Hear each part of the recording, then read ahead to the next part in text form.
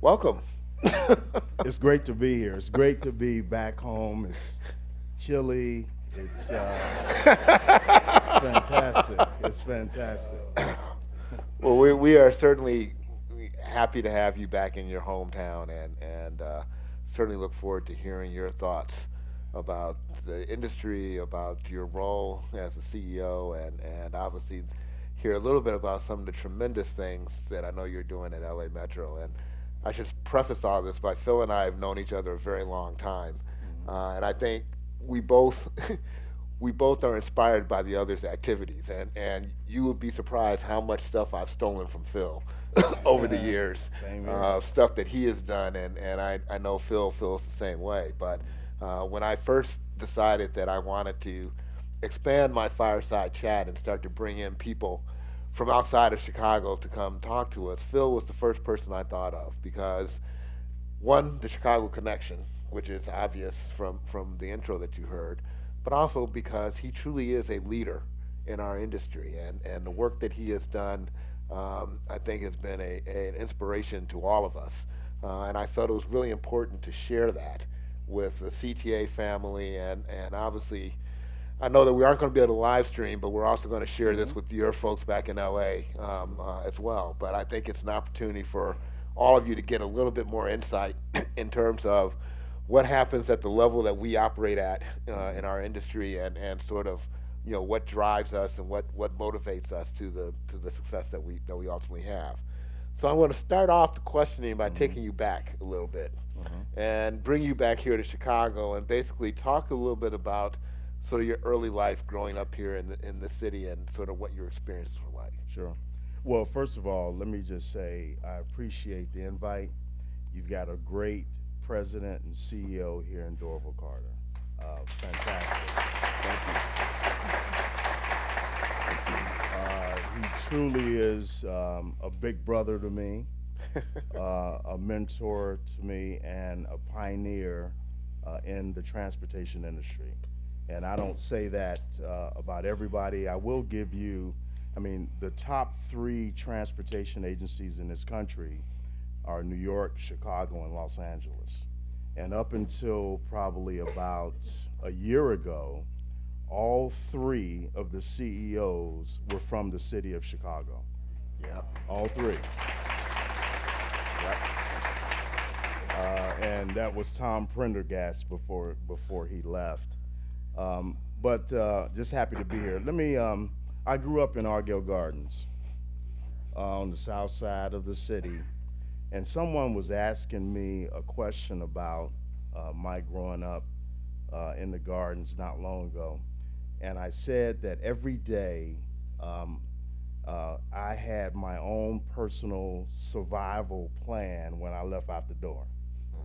And that's not unlike most of the young folks that's living in the city of Chicago and urban areas in Los Angeles, Detroit. I mean, anywhere.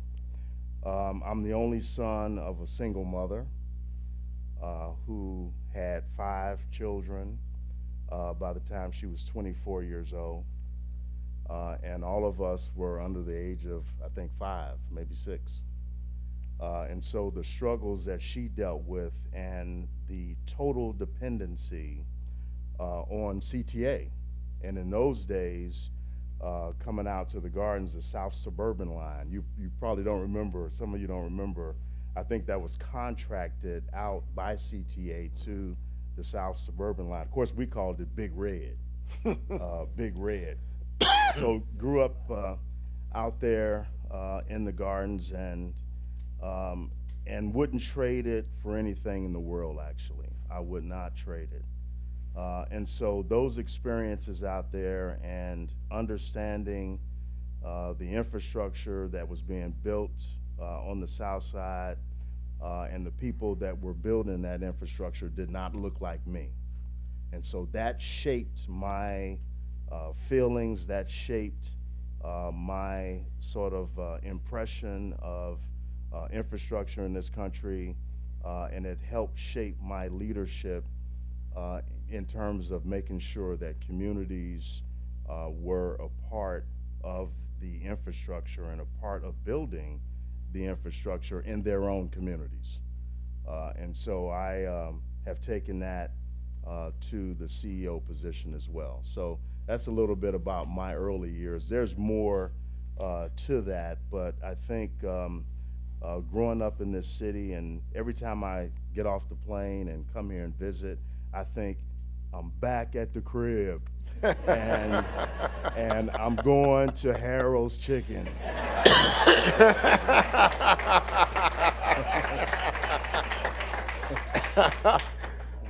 You know, Phil, it's funny because I know you probably remember this from growing up on the South Side, just like I did.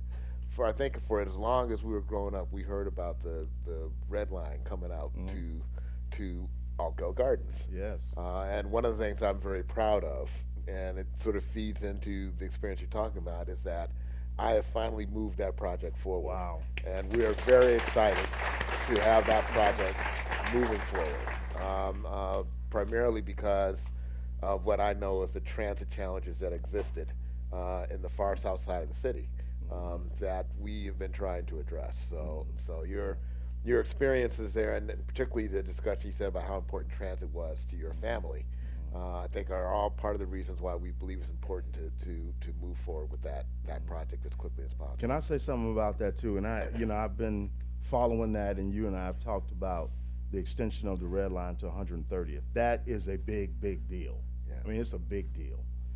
That's been talked about, as you know, for 50 years, ever since I was a kid.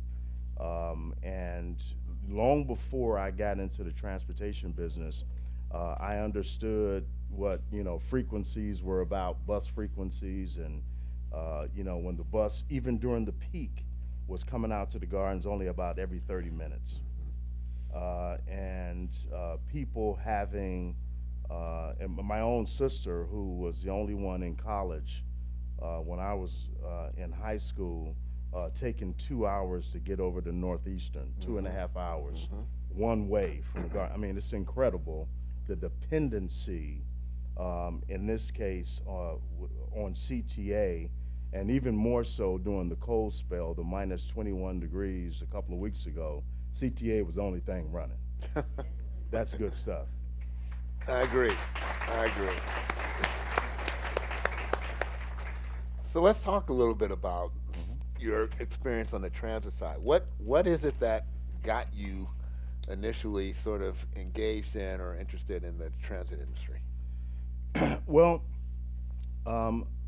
as the introduction said, I did 24 years in the military, and I was active duty the whole time. I heard a hua over here somewhere. I don't know. So somebody was in. And so after I was fortunate enough to earn the highest enlisted rank possible, that being Command Sergeant Major in the United States Army. And thank you. And my last duty station was in Colorado. And so I'm in Colorado, and I'm thinking, I got orders to go to Korea. And I thought, wow, man, do I want to go to Korea now, and I'm in 23, 24 years, or should I retire? And I was going to go ahead and do Korea. Korea was a 1-year unaccompanied tour, meaning you don't take your family and all of that. And I thought, well, I'll go ahead and do that, and I'll come back to the States, and you have to almost do another year to get settled down in order to retire. And just before I was going to accept those orders to go to Korea, the Department of Army changed their policy and made it a 2-year unaccompanied tour. And I thought, you know what, that's my sign to retire. So I'm in Colorado. A lot of people think I'm from Colorado. I correct them very quickly and say, hey, I'm from the south side of Chicago. And I saw an ad in the newspaper. I saw an ad in the Sunday newspaper for a deputy position in the transportation agency in Denver, Colorado, the Regional Transportation District. And I answered that ad, went down and interviewed one of these taped interviews. I mean, there was a lady on the other side, there was a camera there, no interaction, just a bunch of questions. And I answered the questions, took about 45 minutes, and I got a call to come down for the interview with the CEO of the transportation agency, who was a Vietnam veteran, and I know you remember Cal Marcella. Yes. And so Cal Marcella interviewed me for the job, and the only problem I had was that I still had a year to go. I had a year to go in the military. He interviewed for me the job, and I left, and before I could get home, when I got home, there was a voicemail on my answering machine offering me the position. Wow. And I said, you know, that is sort of like divine providence, that is, you know. But I had this problem that I had a year to go in the Army. And so I called my buddy in the Pentagon, who I had known for a number of years, another sergeant major, and I said, hey, man, I got to get out of this Army. You know, I got a job, you know what I mean? That's a big deal. You know, in the Army, when you're making this transition, it's a big deal, trust me, because you're always wondering, are your military skills transferable, you know, and on the civilian side? And he said, hey, Wash, man, there's no way I can cut a year off. He said, I'll do my best, and he was able to cut 6 months off. I called the CEO at that time who interviewed me, and I explained it to him that I had to do this last 6 months, and he said, we'll wait for you. Wow. And so when you talk about divine providence, and when you talk about people that you don't even know that are willing to help you, that is a big deal. And this was in the latter part of 1999. And fast forward, you know, I went to work in 2000. Fast forward to 9/11. That guy, that sergeant major friend of mine, Larry Strickland, was killed on 9/11 at the Pentagon, in the bombing at the Pentagon, the plane. And Cal Marcella, of course, I took his place as a CEO after working for him for 9 years. Yep. And he passed away a few years ago. Yep. So this whole circumstance and this whole idea of divine providence and being at the right place at the right time and trying to do the right thing is very, very relevant, and it changed my entire life. You know, that's a powerful story, and it certainly speaks to why it's so important to support our veterans and to provide them with opportunities as they come out of the military. You know, listening to your story, one reason why I picked you is I was making the point to my staff when we were discussing who to get. I said, you'd be surprised at the parallels between Phil's career and my career. Mm-hmm. And one of the points that I made, and for the folks who heard my interview, was that I kind of stumbled into this industry as well. It was like different circumstances, but it was sort of like I needed a job. Mm-hmm. I got an interview. They offered me a job. I thought I'd be here for a couple of years and figure it out, and then next thing I know, 30 years later, I'm sitting here. But I think that the point that I wanted to make is that as you have sort of moved forward in your career, opportunities have opened up for you, mm-hmm. and you've taken advantage of those opportunities. Now, I'm kind of curious, how much of your career growth was sort of a planned, strategic decision on your part versus just opportunities that opened up and you basically said, I want to take advantage of that, mm-hmm. and move forward? That's a great question. I think when I got into the industry as an assistant general manager or deputy, whatever, and saw how the agency or the industry ran, I knew I wanted to be a CEO. I mean, I knew that, but I was not, you know, it wasn't like a note that I put on my refrigerator. Mm-hmm. You know what I mean? It was just that, you know, I think I can do that, and I need to be, you know, mentored, and I need to be educated on the industry and all that. So I took it upon myself, and with the help of others, to really try to do every course I could do, leadership kinds of courses, transit, and all of those things to understand what the transportation sector was. And then those opportunities began to open themselves up. And I'll just say, very quickly, when I was in the military, my first platoon sergeant, who was a Vietnam veteran, he was from Louisiana, and his name was Leroy Guidry. And he told me, I was 19 years old, I think, my first unit in the Army. I was in the Air Defense Artillery outfit. And he said, I should be able to put you in any job in this particular military unit, and you should be able to function in that job or that discipline within 90 days. And these were not things that I was school trained in or anything like that. And we're not talking about, brain surgery in 90 days or anything like that, me performing brain surgery. And that stuck with me. So I figured, if an opportunity opens itself up, I am going to jump right into it. And I think that led to success, and that led to people understanding that I could function in those positions. That's a terrific reminder of sort of what it takes to be successful in any job, really. And it is about preparing yourself, taking advantage of opportunities, and then sort of seeing where that path takes you as you move forward.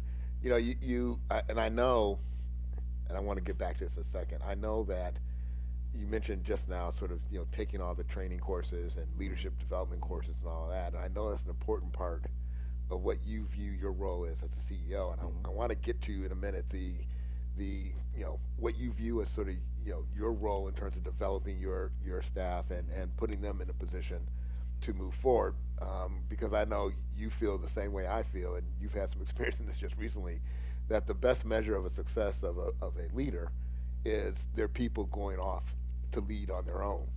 That's right. And when you start to see the people that work for you go off to be in positions of leadership and power and authority, it's not just reflection on them; it's also reflection back on you and what you did. But before I get to all of that, I want to talk to you a little bit about sort of who was it that was sort of influencing and mentoring you as you went through your development, and particularly in the early part of your career. And I know, and I've expressed this a lot to my folks, that getting mentors and having people to look up to and to sort of patting yourself off is a big part of how you put yourself in the right position to take advantage of these opportunities. Yeah, it's very, very important. I think in terms of mentors, I've had so many. The first is my mother. I mean, the ultimate mentor and disciplinarian and everything else. She was the very first one. But in my career, and let me, my mother was there, but when I was a young man coming up, very, very early, it was the janitor for the church. And this janitor, his name was Frank Evans, church on the south side of Chicago, and he had a 7th grade education, and I had no man in my life, father figure in my life, and so he tried to advise me just on, being a man. And so I point to him as one of the first ones. In my career, there's been so many. Dorval is one. But Cal Marcella, who is that individual who hired me on in the transportation industry, great mentor. During my military career, that first platoon sergeant, Leroy Guidry, fantastic mentor. And then there's people that you just admire that historically. I had the pleasure and the honor of being in a unit with General Colin Powell when he was commander of something called V Corps or 5th Corps in Heidelberg, Germany. And some of the lessons that he talked about when he was a two-star at that time, and so many others. But I would say this, I mean, there's so many people that have been mentors to me that did not even know they were mentoring me as well. And so I think the importance of us as leaders acting and carrying ourselves in a way, in a distinguished and an integrity-filled way in life is so important, because you never know who's watching you. And you just, you know, I'm always going to be, I mean, I'm proud of the fact that no one has attached a scandal to my name. That is, and neither to this man's name.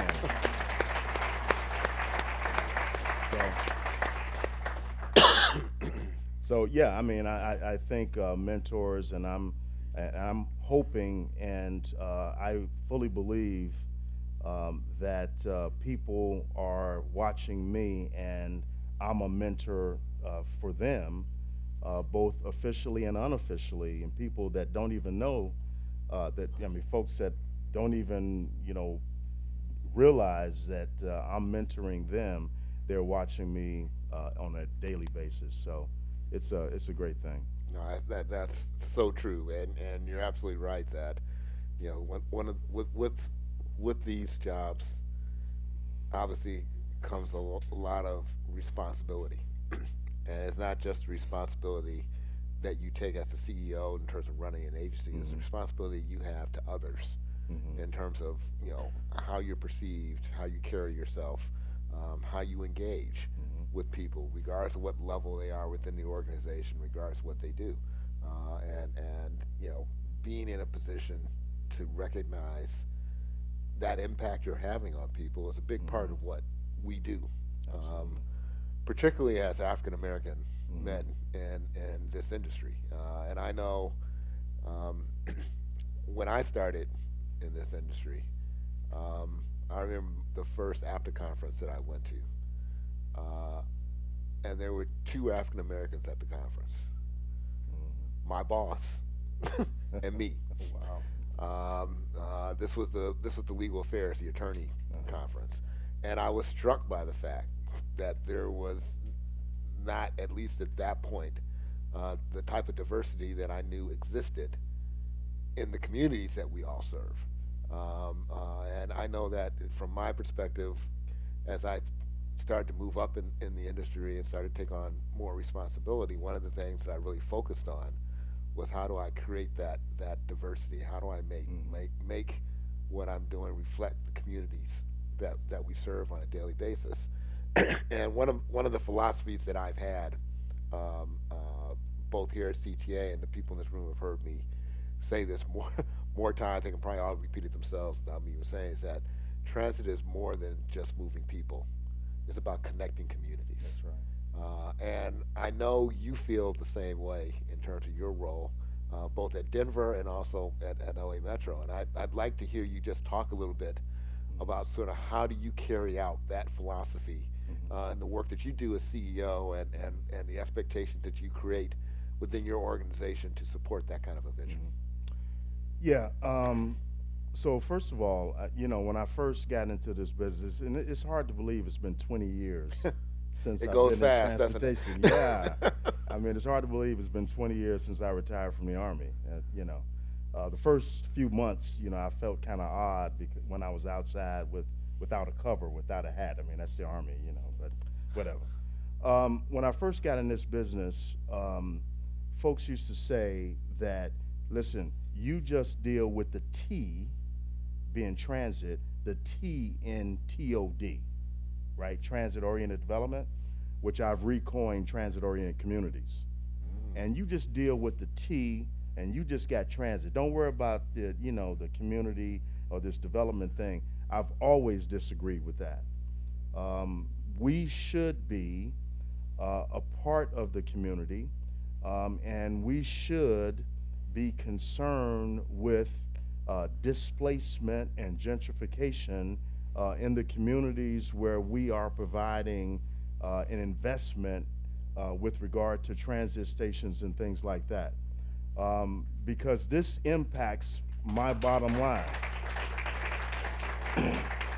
When there is gentrification and when there is displacement in communities, it impacts our bottom line as transit officials and employees, because if people are moving further and further away and out of the urban core to find affordable housing and things like that, guess what? We have to put service out there. Eventually, people are going to say, hey, listen, we need service out there because folks out there are transit dependent.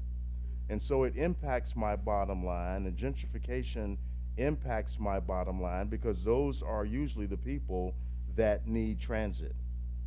And so I've always felt that we should be out in the communities. We started, since I've been in Los Angeles and even when I was in Denver, created a faith leaders group. And so this is about bringing the pastors in on a quarterly basis and talking to the ministers and letting them know what we're doing and also getting their input. And there's nothing like having a bunch of pastors in a room. You know what I mean? Oh yeah. I mean, they might raise an offering on you. And if you ask one to give the invitation, all the rest of them, hey, listen, what about me? Right. So I think this whole idea of community involvement is an essential function of our jobs as transportation leaders. It's an essential function. And I've always thought that. I even thought that when I was in the military. If I was stationed in an area, then we need to be doing something in the community. So we created a transit-oriented community demonstration pilot program where we picked various community areas and looked to see if we could leverage our investment or the property that we own around that station. Could we leverage that and partner with the county or the city to create a larger development around our station? Can we bring vibrancy to that area? Can we insist upon from developers who want to build residential units around our station, we should be insisting that a percentage of that be affordable. We should be.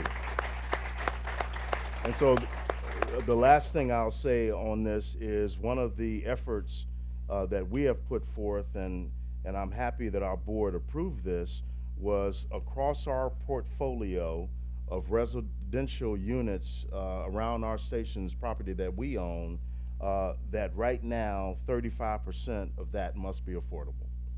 35% and rising. So those are the things that we're doing, and I fully believe that, and I do this, and people sometimes criticize me for this, but I'm stepping into every leadership void I can step in. Yeah. If folks ain't doing it, I'm stepping into it. I don't care if you have no control over it. I'm going to step into it, if only to instigate, to impact, and influence the folks that ought to be doing it, or if it's their role to do it, I'm stepping into it to make them get off their you-know-what. Well, yes. And I think, and you're not just talking the talk. You have shown in a lot of the stuff that you've done how you're committed to this. And I know the work that you did in Denver, particularly around workforce development and employment, has become the model in the industry of how you take a capital project and really use it as a transformative tool to impact the community. And I'd like for you to share a little bit with my folks here, sort of what you were doing there, and how I mean, I remember you coming to D.C. and sitting in a congressional panel talking about the innovative things that you were doing and how this is this is more than just you giving us dollars to basically build steel and brick and mortar and all that. Mm-hmm. You are changing people's lives. Absolutely. And I know you've carried that over into LA, but I'd like you to talk a little bit about that. Absolutely. Well, you know, one of the responsibilities in my mind as leaders in this sector, in this industry, and I know Dorval agrees with that because he lives it too, is to make sure that our folks are prepared in terms of professional development. That is right up there for me, and I would say the top three kinds of responsibilities. Yeah, obviously, mobility is number one, moving people safely. But the idea of reaching out into the community, one, making sure our employees, our current employees, matriculate through this career pathway that I'll talk about in a minute, because we've established this career pathway from cradle to grave, the grave being the CEO position, by the way. So from cradle to grave, and creating a pathway that people can see themselves reaching the top levels of this industry. It's always been important to me. And so when I was in Denver, I brought to our board at that time this idea, this program that I named Operation Second Chance. And I know CTA has something similar. Yep. And this was to reach out to ex-offenders and bring them into the industry with a job. Because I think all of us know someone in our family that was in the joint, right?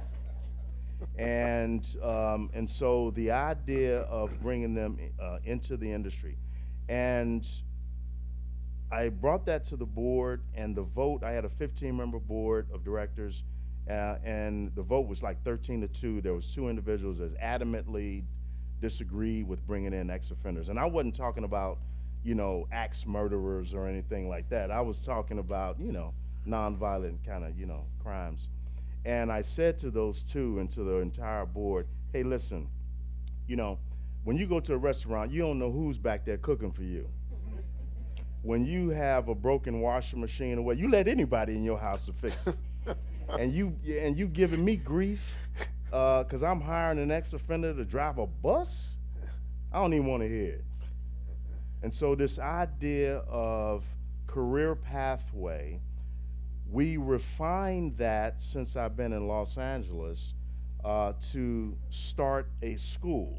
And so we have broken ground on a school, grades 9 to 12, a boarding school model for at-risk kids, foster care kids, and it is a transportation school to bring kids into this industry. So now when we talk about cradle to grave, we're talking about starting there at the school, and then our internship programs, and then our WIN program, which is Workforce Initiative Now, that reaches into disadvantaged communities to bring people into this industry. And then we're not trying to reinvent the wheel, so APTA leadership is in there and the ENO thing is in there.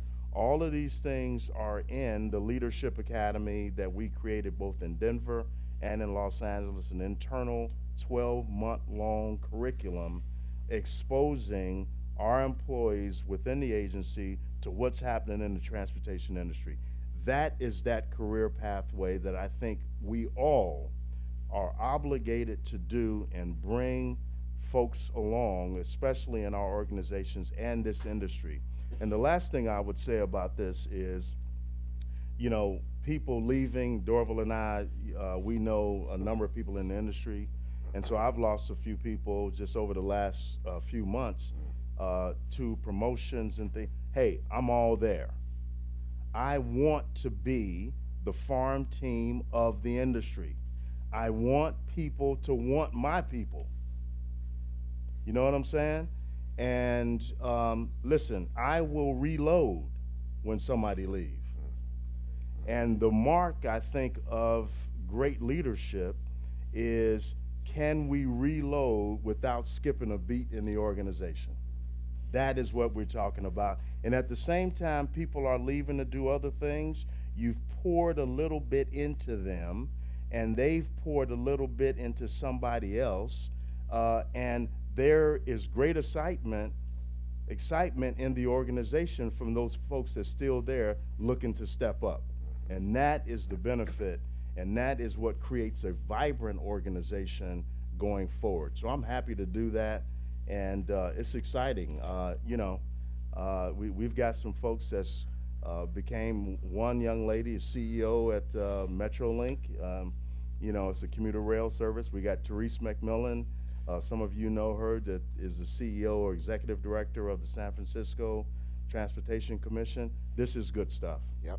Nope, I agree 100%. And you should be commended for doing that. We talk a lot, as you know, in this industry about the pipeline. Mm-hmm. How do we get more people into the pipeline? How do we develop a deep bench? Mm-hmm. As we move up, and as we reach the point where we move on, who's coming in to replace us? Mm-hmm. And you're right. Part of our responsibility as leaders in the industry is to develop the people that will replace us one day. That's right. And giving them the opportunities and the experiences to put them in a position to pursue that. So Mm-hmm. I'm reminded of, in the NFL, they talk about coaches like Bill Belichick. Yeah. And they talk about his legacy. And when they talk about his legacy, they don't just talk about the fact that the Patriots have won just about every Super Bowl since forever. Yeah. They talk about all the assistant coaches who worked That's under right. him that are now head Mm-hmm. coaches throughout the NFL. And that's what they say defines him as a great coach. That's right. And you're doing the same thing in our industry in terms of basically, developing the people who are then recruited and who then move on to bigger and better Mm-hmm. things. And that's terrific. That's what we all Absolutely. should strive to achieve. So let me switch gears on you a little bit. Okay. As you point out, you've been in the industry for a long time. There's some things happening in the industry right now. Things are changing. Mm-hmm. And I'm kind of curious to sort of get your thoughts on how you've seen the industry change over the time that you've been working in it all these past years. Yeah. The industry is changing. It's incredible how much change is occurring. I mean, I think we're at a crucial time in public transit.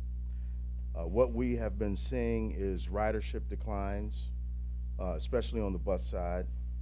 We have been seeing disruptions, right? Disruptions, whether it's Uber or Lyft.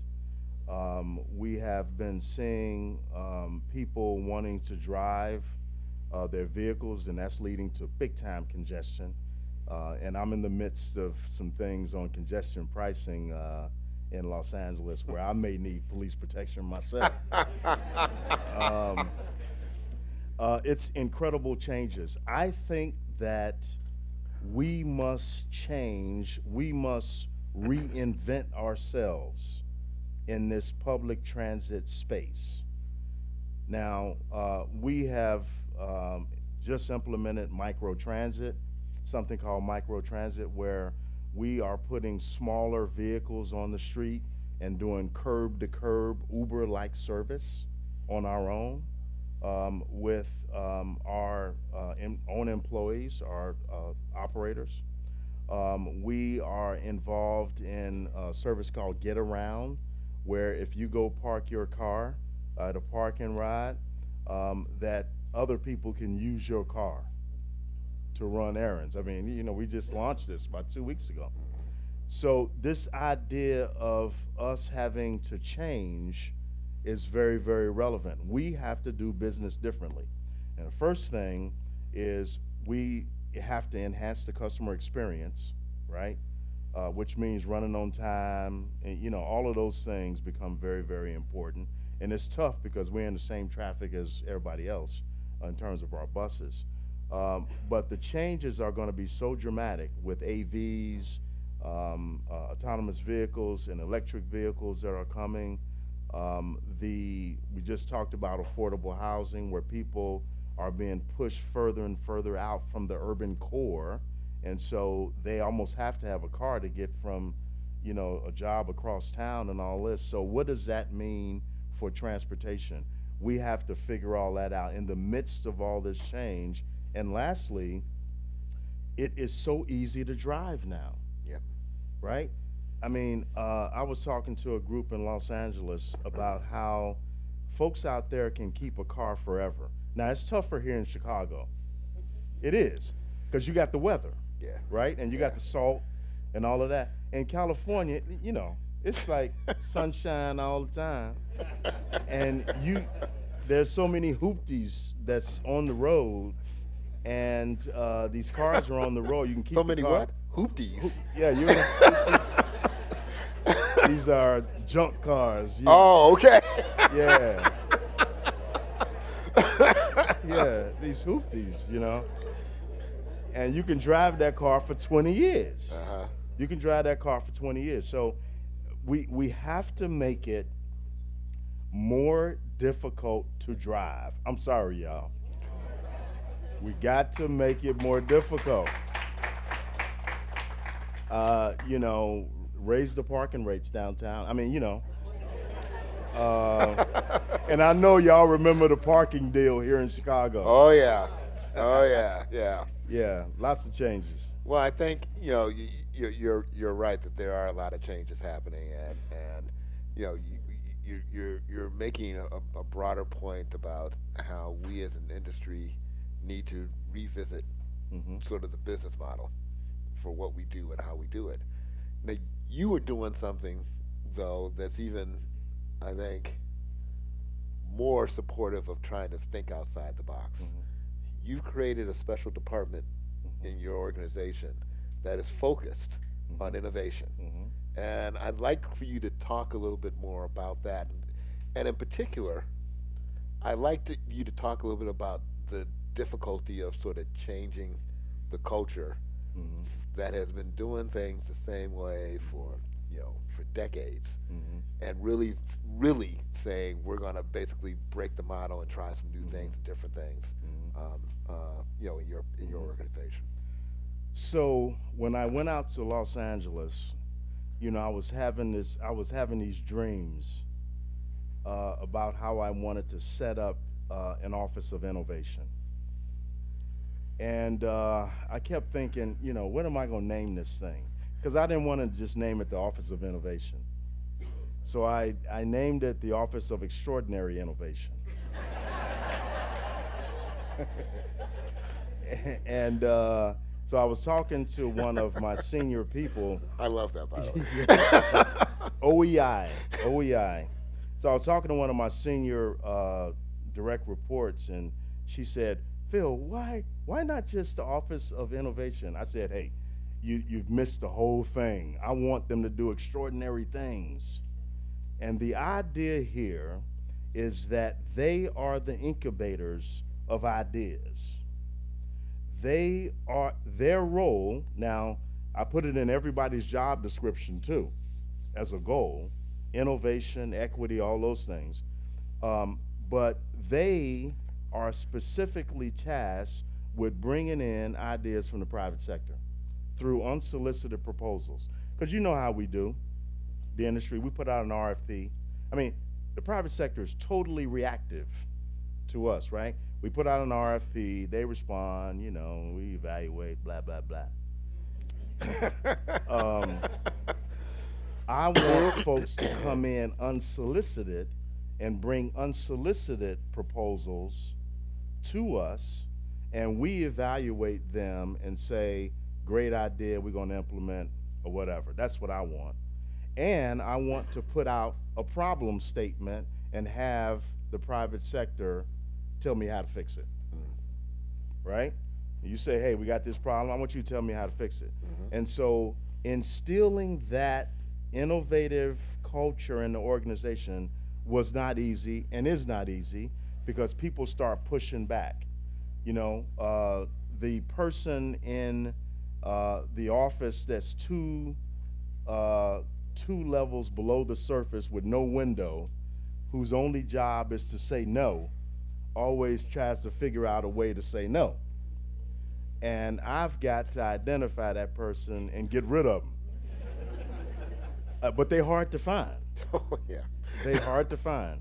And so the idea of innovation and the idea of an Office of Extraordinary Innovation, we have received about 150 unsolicited proposals. Really?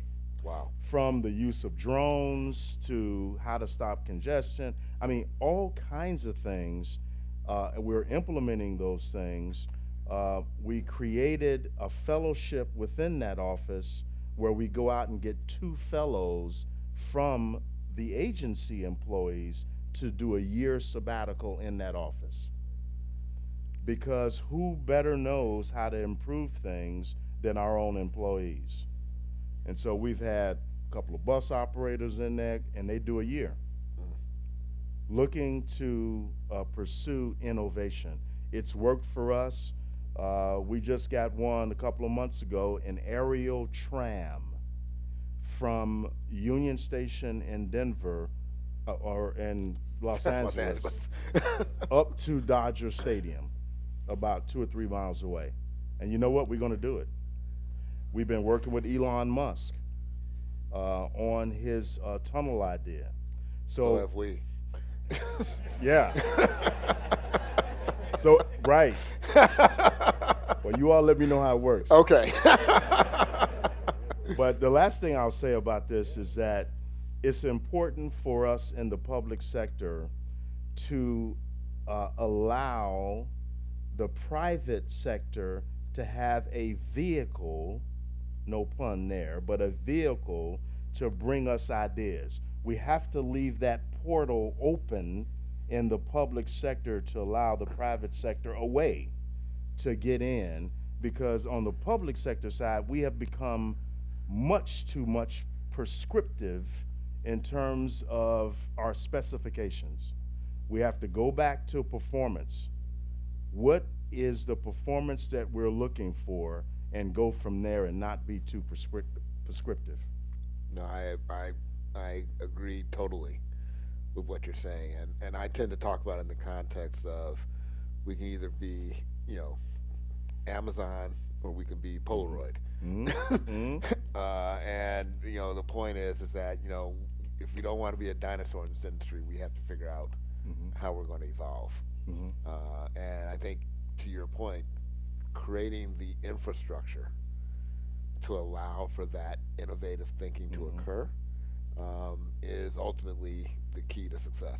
Absolutely. So I commend you for doing that. And in the area of innovation, of course, as you well know, California is sort of the leader in terms of vehicle emissions and trying to deal with air quality issues and all of that. And I don't think there's any question that there's a strong belief in climate change and the impact that it's having. And in your particular case,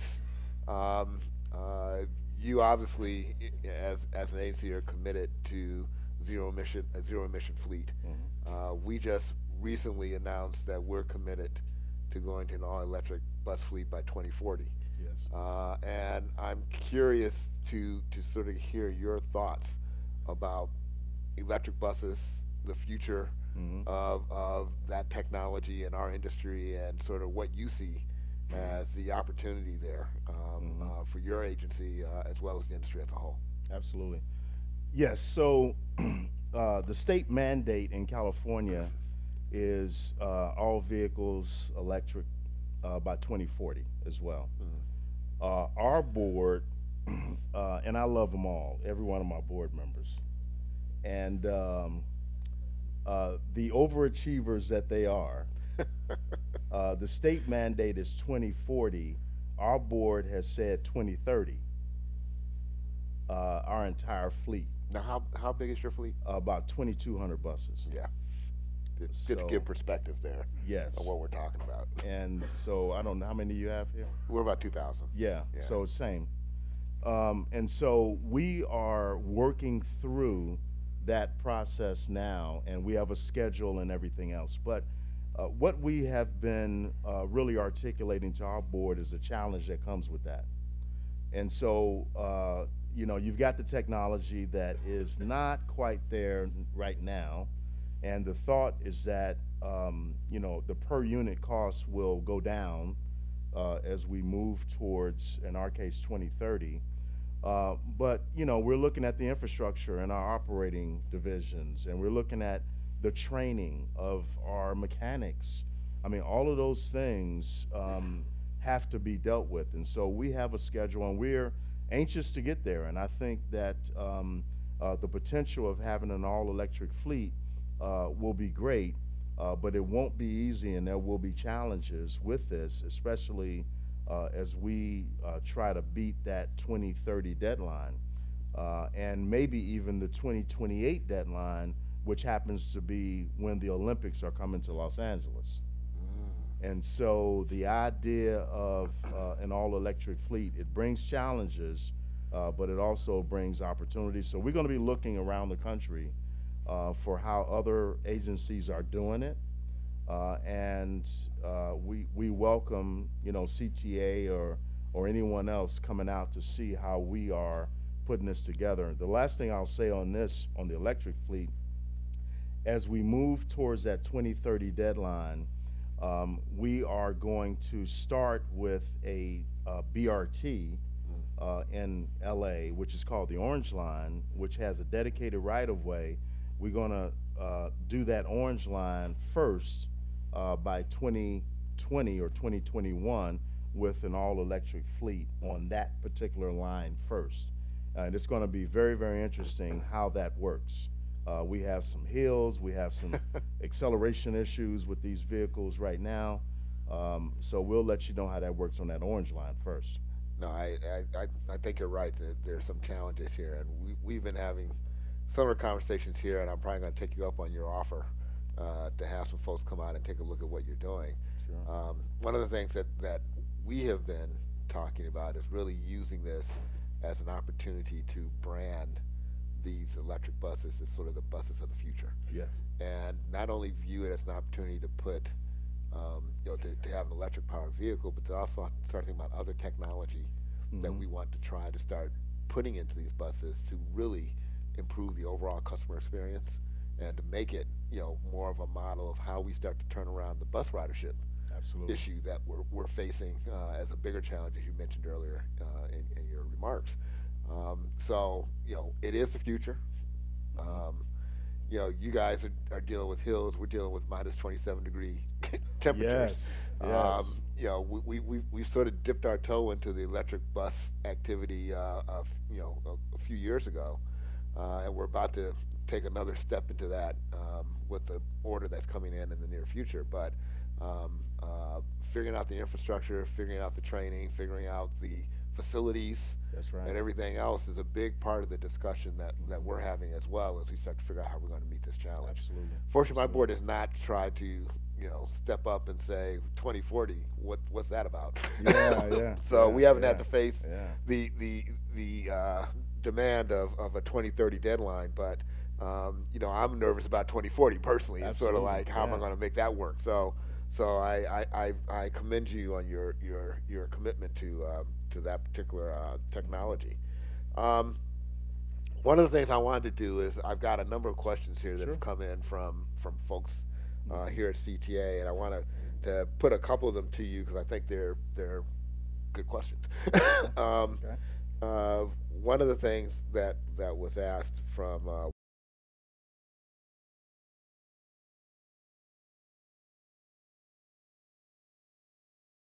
and how are you addressing them?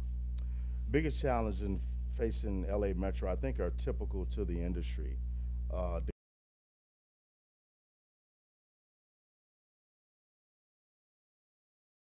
mention that we have the largest capital program in North America.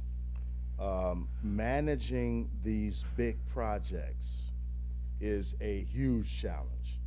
You got community issues, you've got contractor issues, you've got subcontractor issues, you've got DBE issues.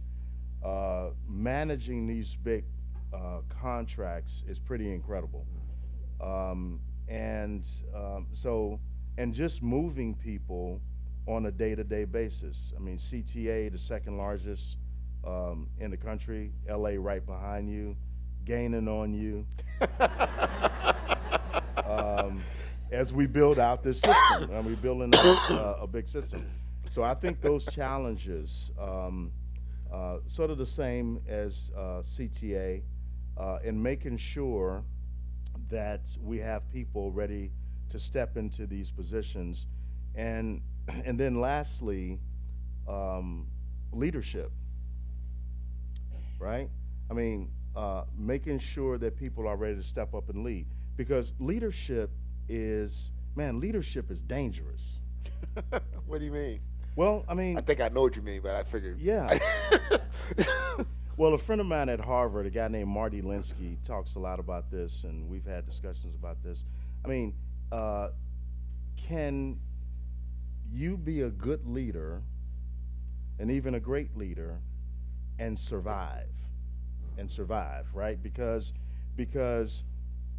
leadership, I think, is really about disappointing people at a rate that they can absorb.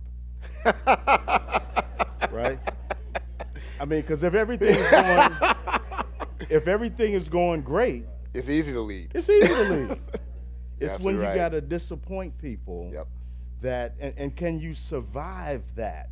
Can you go out and make these decisions that we think as leaders is good for the community, good for, and survive that? That is tough. That and I think it's a challenge. For me, I'm sure it's a challenge.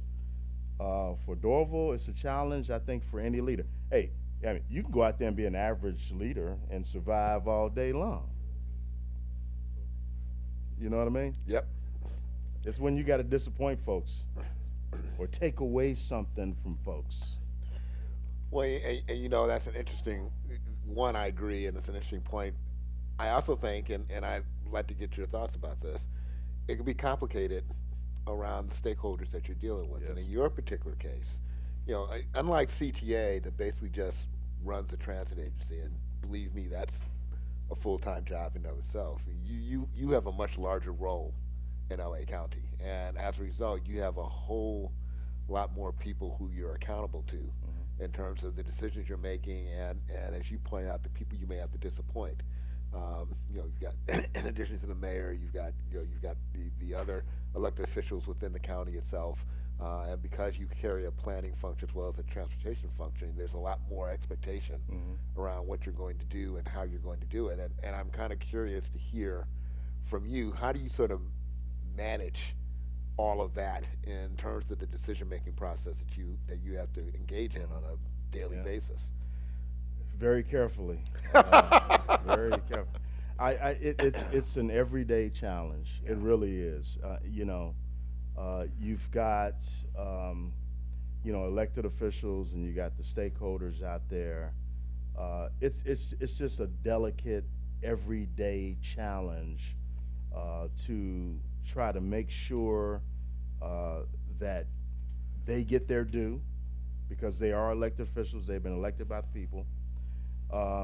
But at the same time, having some degree of autonomy and some degree of just being able to lead and do the right thing, while at the same time making sure that elected officials are given credit, you know what I mean?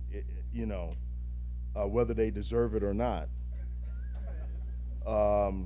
It's a tough business. Well, I think, to your point, as a CEO, you have to have a much broader perspective of what you're doing and who it's going to impact, that your staff may not necessarily all appreciate. And when you talk about the decisions, the decision to disappoint people, sometimes good ideas don't happen for reasons that have nothing to do with whether or not the idea is good. Right. They don't happen because of a timing issue. They don't happen because of another conflict that has nothing to do with them, that basically prevents you from using political capital to do something else. It's the chess game of that dynamic that we play every day, and that influences our ability to have the flexibility to do the things that we want to do. And that impact is part of the responsibilities that we have as CEOs. Absolutely, absolutely. I think I agree with all of that, and I think the other thing is just me personally. I've got to be able to sleep at night too, Yep. which means that I've got to tell elected officials and my bosses and the board um, what I think is right. I've just got to do that so I can look at myself in the mirror. You ever try to, shave or whatever without looking at yourself in the mirror? I mean, you got to Not be able pretty. to look. Yeah, or you might have cuts and stuff. But you got to be able to. In my case, I won't be able to sleep at night if I don't tell, um, the board or stakeholders, what I think is right. Now, if the decision is made, and it's not, the decision I think was right. Hey, listen, I am, I've said my piece. I'm going to continue to, I'm going to, step up to that decision and do that decision. So I'm not saying, you don't survive that way by saying you ain't going to do it.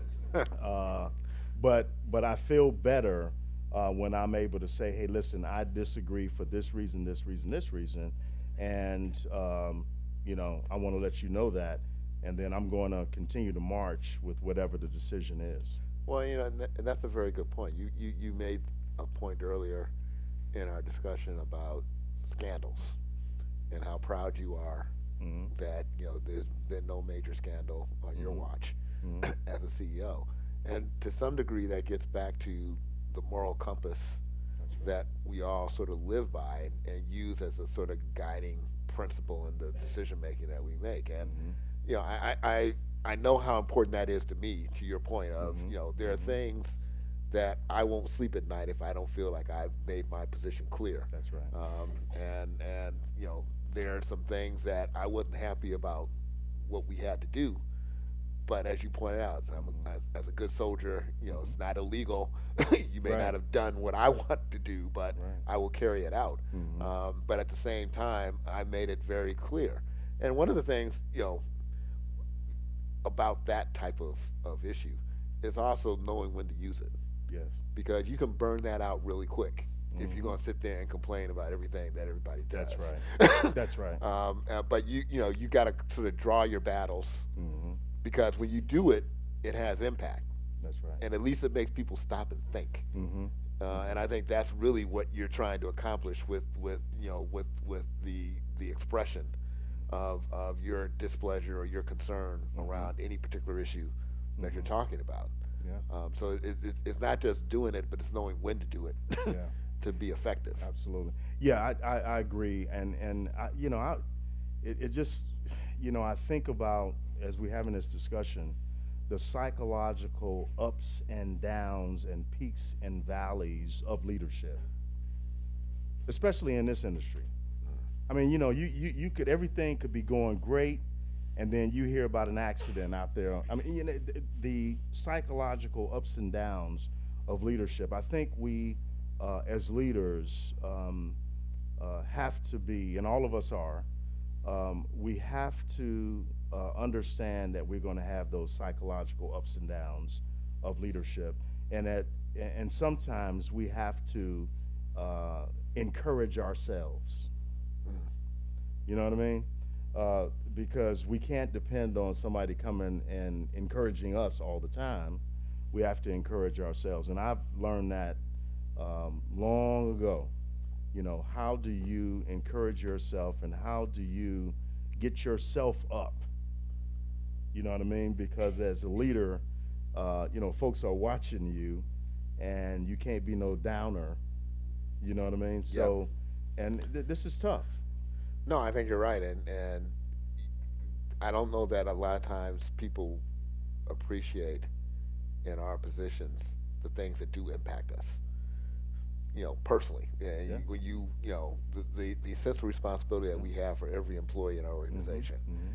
when things happen to our employees, Mhm. Mhm. I take it as a personal, Absolutely. as a personal issue to me. What could I have done better to protect Mhm. them? What could I have done to basically Mhm. get to a different outcome? Mhm. and we carry that. That's right. Because there's no one else that I just burden that onto Right. and walk away. Mm-hmm. I just have to carry that as part of the That's right. responsibilities in these jobs. That's right. When you have organizations as big as ours, Mm-hmm. um, a lot can happen. That's right. Yes. Absolutely. So Absolutely. in that regard, let me ask you a Mm-hmm. question relative to sort of safety Mm-hmm. in your organization. You've mentioned safety on a number of Mm-hmm. your response to some of the questions, and I don't have any doubt for you as it is for me as for anyone else in our industry that safety is a primary objective. Absolutely. Talk about sort of the safety culture you try to instill Mm-hmm. at LA Metro. How do you encourage that culture? How do you support it Mm-hmm. as the CEO, as a part of what you expect from your employees day in and day out? Well, I think first of all, I mean, safety is the top priority. I know for you here at CTA, for me, and so I think making that a goal of all of your managers, everybody, and pushing that down in the organization becomes very, very important. One of the first things that I did when I got to both Denver and LA Metro is create this brand, if you will, this slogan that and it's excellence in service and support, and I could add safety to that as well. And so I think always talking about safety. I mean, in the introductions, there was a safety moment. Making sure that everybody is thinking about safety and rewarding safety on your job sites, rewarding safety in your operating divisions. You just can't stop talking about safety. And I think if we do that, that will creep down into the organization. I think it has to be redundant, and I think it has to be repeated. It has to be evaluated. It has to be preached at every angle. I think when we talk about getting on the train, and I ride the train every day to work, so does thousands of people. 1.7 million a day, and all of that, and 1.4 for us. People are getting on that system, and they get on and they read a book. They have total confidence that they will get to their destination. And that operator is in there, and he has, hundreds of lives on the bus. He has 50, 60 people on the bus. It's incredible the confidence that people have in getting on our systems. Mm-hmm. It really, and it's the same way on airplanes, right? We're talking transportation. You get on there, you think about it on the airplane, no, a little bit more. You know what I mean? Buses and trains, hey, you on there. And listen, my God, if you have somebody as an operator on a train texting, Yeah, that's scary, man. yeah, And we've had accidents like that. yeah. My son is a light rail operator in Denver.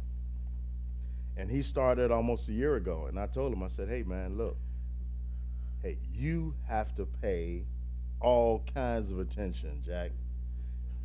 And by the way, he's a junior, so you carrying my name In Denver. in Denver at the same agency I was a CEO at. Now, he didn't start his job when I was CEO there. He came Yeah. afterwards. But hey, man, you better be extra careful. But this safety thing is wild, man. I tell you, man.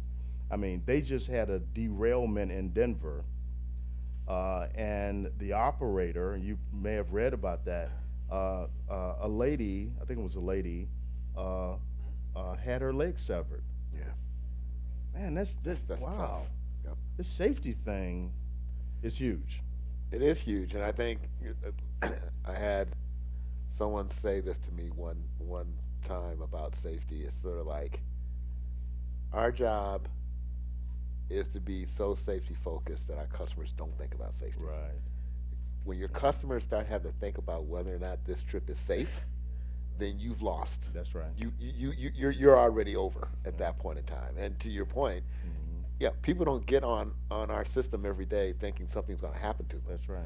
They get on the system expecting that they're going to have a reliable trip that's Mm-hmm. going to be Mm-hmm. accident free, Mm-hmm. and our job every Mm-hmm. day, 24/7, is to Mm-hmm. do all we can to ensure that that's the case. Absolutely. That's right. That's right. No, you're 100% correct. You know, in LA, I don't have to say this to you. You made the point a little bit earlier. LA is sort of a car-centric city. Mm-hmm. Mm-hmm. And in the middle of this car-centric city where the car has been king for Mm-hmm. decades, Mm-hmm. you're trying to build a transit system. Yes. Talk a little bit about sort of what the challenges are around getting people to support what you're trying to do in a city that loves their cars more than any Mm-hmm. other city, Yeah. probably in the country. Yeah.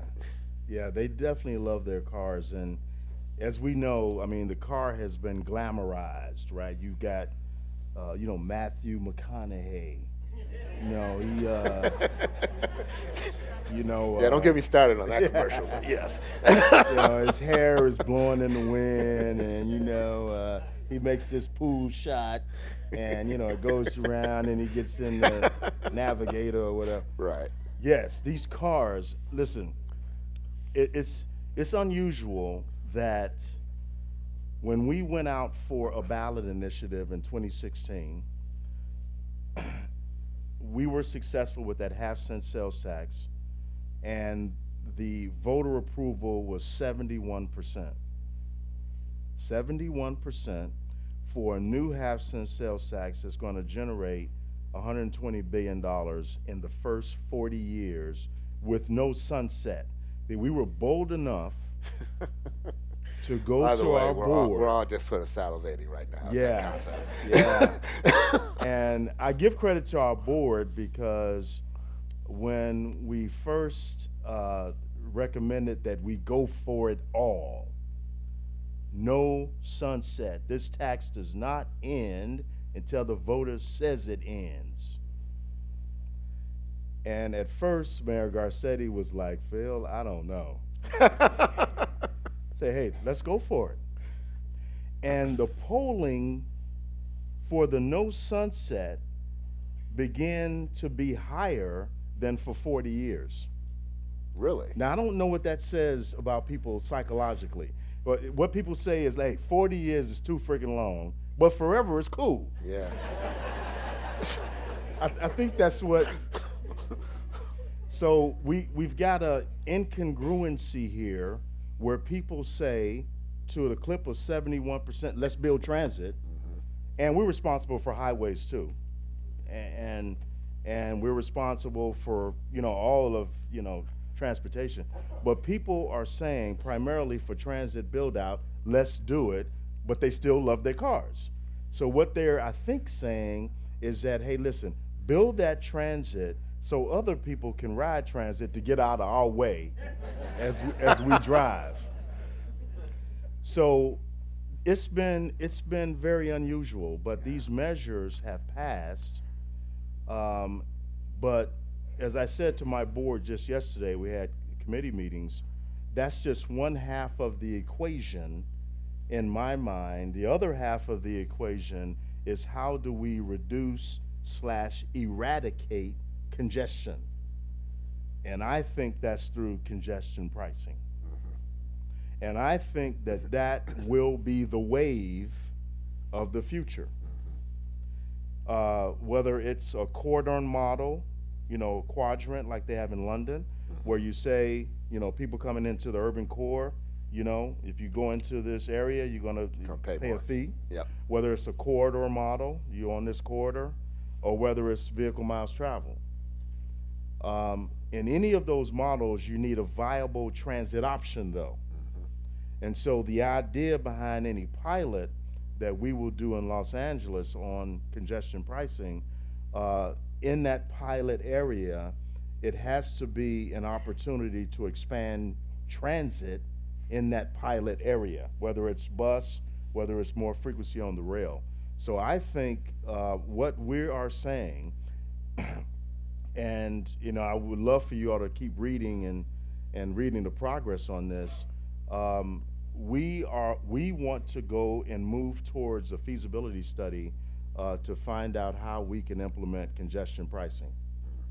And this is not popular, overly we have some supporters, but it goes back to the leadership is dangerous thing. Yes.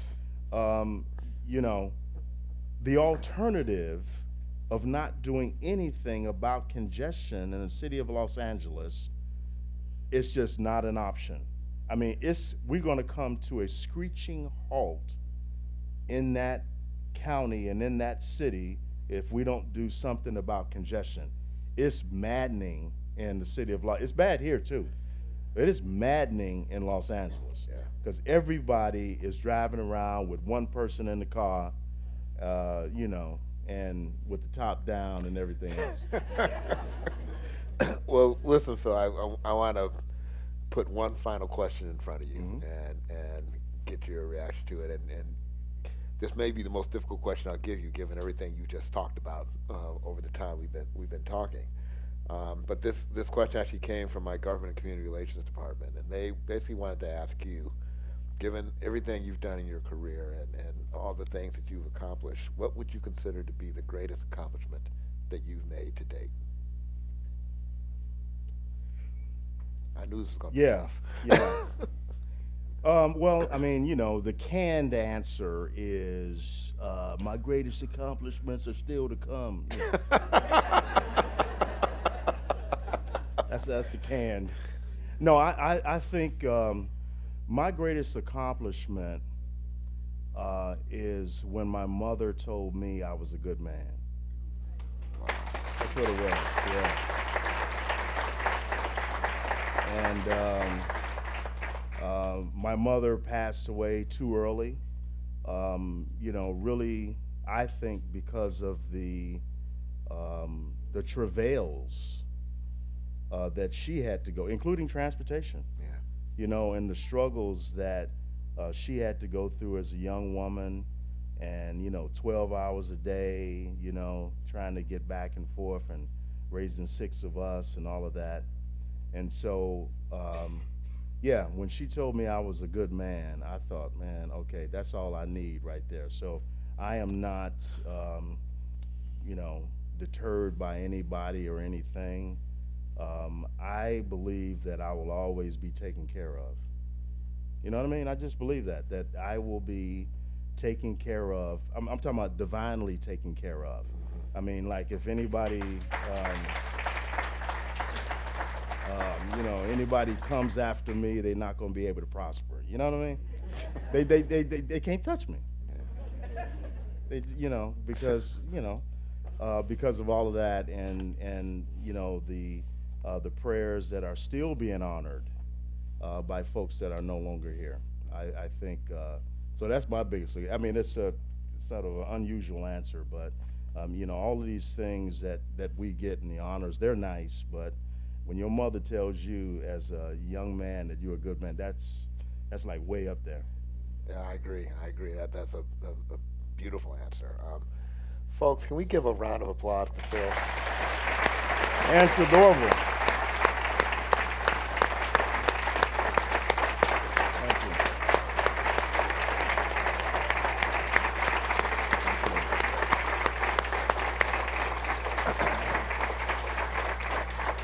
Wow. I don't know that I got a standing ovation for my fireside chat, so that says a lot right there. Thank you. Listen, Thanks before you go, there's something we want to give you. Oh.